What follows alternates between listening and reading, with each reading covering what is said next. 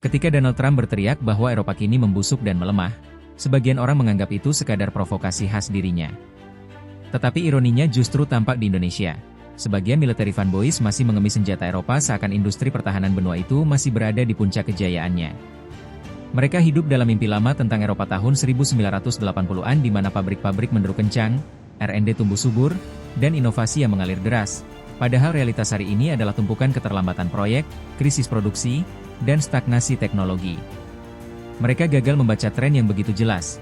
Mereka hanya berpegang pada romantisme masa lalu sambil menolak mengakui bahwa sejarah sedang bergerak ke arah yang berbeda. Contoh paling telanjang adalah dunia drone Eropa yang hampir seperti koleksi proyek gagal. Program Talarion, yang pernah digadang-gadang menjadi pembuktian kemandirian industri pertahanan Eropa, berakhir menjadi sekadar konsep yang dimakamkan tanpa sempat terbang. Program Watchkeeper di Inggris terseret isu kecelakaan, keandalan rendah, serta biaya operasional yang membengkak, lebih sering diparkir daripada terbang. Sementara itu, proyek raksasa Eurodrone justru menjadi simbol paling menyakitkan. Mahal, lambat, berlebihan spesifikasinya, dan terjebak dalam konflik kepentingan antar negara. Bahkan analis Eropa sendiri mengakui bahwa Eurodrone mungkin akan siap setelah dunia sudah pindah ke generasi berikutnya. Semua ini adalah bukti bahwa Eropa sedang terpincang-pincang dalam sektor yang seharusnya menjadi titik tumpu masa depan perang modern. Di sisi lain, Turki justru melesat seperti roket. Bayraktar TB2 bukan hanya terbang, ia memenangkan peperangan nyata. Akinci melesat masuk ke era High Altitude Long Endurance, yang dulu hanya diisi AS dan Israel. Kizilelma menembus konsep drone fighter yang bahkan Eropa belum mampu masuk secara serius.